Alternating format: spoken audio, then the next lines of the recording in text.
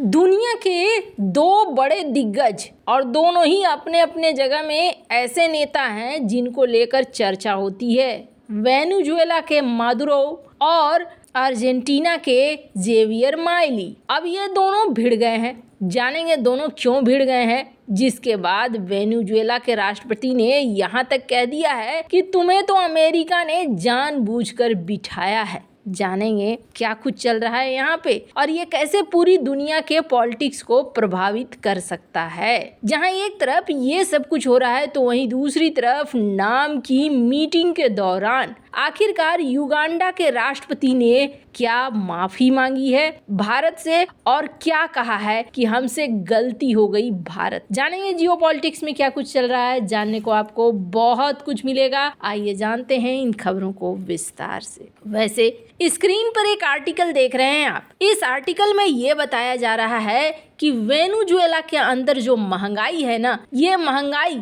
अब थोड़ी कम हुई है और अर्जेंटीना की महंगाई ज़्यादा हो गई है। वेनेजुएला के अंदर महंगाई का दर हो गया है 189%, यानी कि थोड़ी गिरावट। जो 200 के ऊपर जाने वाले महंगाई का आंकड़ा था वो थोड़ा गिरावट दिखा रहा है। पर यहाँ पर अर्जेंटीना में हाल बुरा है। अर्जेंटीना में हमने आपको बताया था कि किस तरीके से रिफॉर्म चल रहे हैं और इस रिफॉर्म की वजह से बदलाव भी दिख रहा है। अर्जेंटीना ने ये कहा कि हम नहीं शामिल होने वाले हैं ब्रिक्स में, और जब इन्होंने कहा कि हम ब्रिक्स में नहीं शामिल होने वाले हैं तो यहाँ वेनेजुएला के तरफ से एक जवाब दिया गया। स्क्रीन पर आप देख सकते हैं वेनेजुएला के तरफ से ये कहा गया कि अर्जेंटीना का जो ये निर्णय है ना, ब्रिक्स ज्वाइन नहीं करना, ये एक मूर्खतापूर्ण निर्णय है। अब लड़ाई सिर्फ यहीं से शुरू नहीं होती है, बल्कि आपको बता दें लड़ाई शुरू होती है जब दावोस का समिट चल रहा था। और दावोस का जब समिट चल रहा था तो अर्जेंटीना के नए नए बने प्रेसिडेंट ये दावोस सम्मेलन में हिस्सा लेने पहुंचे।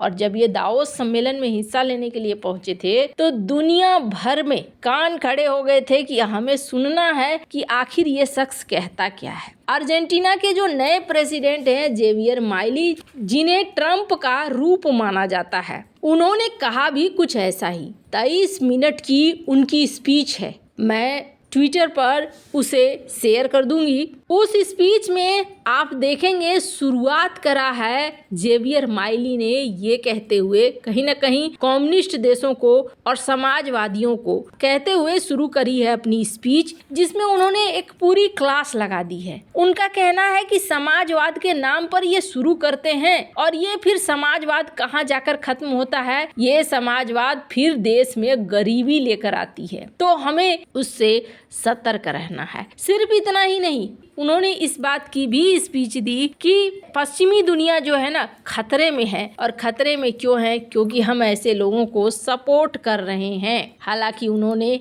एक बात कही कि बिजनेसमैन जो हैं ये बिजनेसमैन हीरो हैं आज की डेट में। और जेवियर माइली ने जो कहा उसका सपोर्ट सीधे सीधे आपको देखने को मिलेगा एलन मस्क ने भी ट्विटर पर किया है। स्क्रीन पर इस ट्वीट को आप देख सकते हैं। हालांकि एलन मस्क के द्वारा ट्वीट किया गया और इनके भाषण बहुत ही ज्यादा वायरल भी हुए। स्क्रीन पर आप रिपोर्ट देख सकते हैं। पर ये भाषण ना पसंद नहीं आया। किसे पसंद नहीं आया? वेनेजुएला के राष्ट्रपति को। और भड़के हुए वेनेजुएला के राष्ट्रपति ने क्या कह दिया स्क्रीन पर आप सुन सकते हैं। मैं चाहती हूँ कि इस वीडियो को आप सुनिए। Coge dato, Milei. A ti que te pusieron en Argentina para destruir el Estado de Derecho, para destruir el Estado, para destruir todos los derechos sociales, laborales, para destruir la economía nacional y para colonizar a la Argentina y entregarla de rodillas al imperialismo norteamericano. Ese no es el camino, Milei. Estás equivocado, Milei. No aspiro que rectifique, pero sí que te llegue este mensaje que estás equivocado. Eres un error en la historia de Argentina, Milei. Eres un error en la historia de América Latina, Milei. Un error fatal. इस video में Venezuela के राष्ट्रपति ने यहाँ धोते हुए ये कहा कि तुम्हें खास तौर पर लाया गया है ताकि तुम कानून को बिगाड़ो, सामाजिकता को बिगाड़ो, वर्कर्स के राइट्स को बिगाड़ो, तुम अपने देश की इकोनॉमी को बिगाड़ो और अपने देश को घुटनों पे ले आओ ताकि अमेरिका जैसा चाहे वैसा ही इस्तेमाल करे। तुम रॉन्ग हो माइली, और मैं चाहता हूँ कि ये मैसेज तुम तक पहुंचे। तुमने इतिहास को गलत तरीके से लिखा है और तुम इतिहास में लैटिन अमेरिका में एक बहुत बड़ी गलती हो। अर्जेंटीना की सबसे बड़ी गलती है माइली। खैर, ये भाषण देखकर ही आपको समझ में आ रहा होगा कि वेनेजुएला कितना भड़का हुआ है अर्जेंटीना के ऊपर। अब वेनेजुएला के अपने कारण है जो हमने आपको अपनी सुबह की वीडियो में बताया है कि वेनेजुएला इतना अमेरिका के ऊपर क्यों भड़का हुआ है, और अमेरिका के सपोर्टर अर्जेंटीना के ऊपर भड़कने का वजह ये भी है कि लैटिन अमेरिका का देश है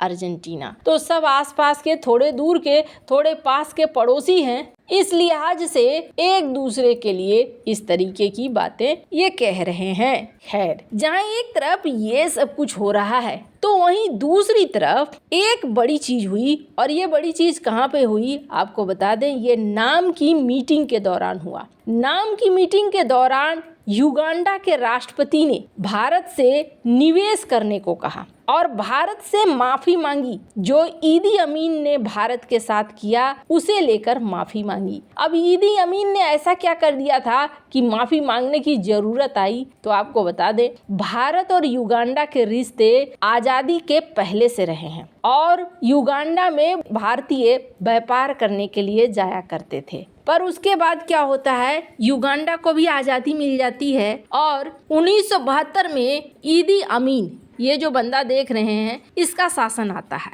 और ईदी अमीन क्या करता है, 55,000 भारतीय मूल के लोगों को और 5,000 भारतीयों को जो युगांडा के अंदर थे और युगांडा के अंदर व्यापार व्यवसाय करते थे और देश के इकोनॉमी के रीढ़ थे, उनको निकाल कर इन्होंने फेंक दिया। और आपको बता दें, युगांडा से भारतीय लोगों को निकालने का क्या फल हुआ? ये फल हुआ कि युगांडा की इकोनॉमी बुरी तरीके से हिल गई और हिलने के बाद यहाँ पर अब पावर में आए हैं प्रेसिडेंट योवेरी, और योवेरी ने यहाँ नाम मीटिंग के दौरान भारत से ईदी अमीन के द्वारा जो कुछ भी किया गया उसके लिए माफी मांगी है और माफी मांगते हुए भारत को यहाँ पर युगांडा में निवेश करने की बात कही है। आपको बता दें, अफ्रीकी देशों की सैर पर इस वक्त डॉक्टर एस जयशंकर भी हैं और डॉक्टर एस जयशंकर बड़े ही खुलकर बोलने वालों में से आते हैं। स्क्रीन पर आप देख सकते हैं। खैर, यहाँ पर इन्होंने मंच पे बैठकर एक बहुत बड़ी बात अफ्रीका के लिए इन्होंने कही कि हम यही मानते रहे हैं कि सब देशों के साथ हमारे साथ अफ्रीका की भी आज़ादी जरूरी है और अफ्रीका की भी उसी जगह पे पहुंचना जरूरी है जिस जगह पे हम पहुंच रहे हैं। दोनों की ग्रोथ एक दूसरे के जरिए ही हो सकती है। खैर, यहाँ पर ये जो पीछे मंत्री कर रहे थे ये थोड़ा बड़ा ही अजीब लगा, बाद बाकी सब कुछ सही है। वैसे इन सब मामले में आपकी क्या राय है, कमेंट कर जरूर बताएं। जल्द मिलते हैं अगले वीडियो में नई खबर के साथ।